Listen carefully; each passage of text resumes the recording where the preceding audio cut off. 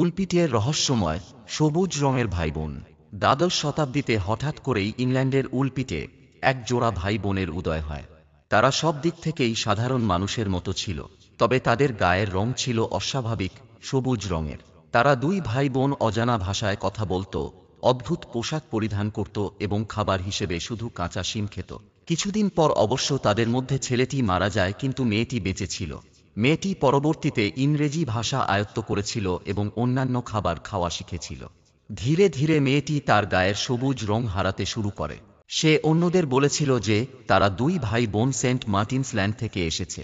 তার ভাষ্য মতে সেন্ট মার্টিনস একটি ভূগর্ভস্থ এলাকা, সেখানে সবার গায়ের রং সবুজ। এই গল্পের ভিত্তি পরিষ্কার নয়।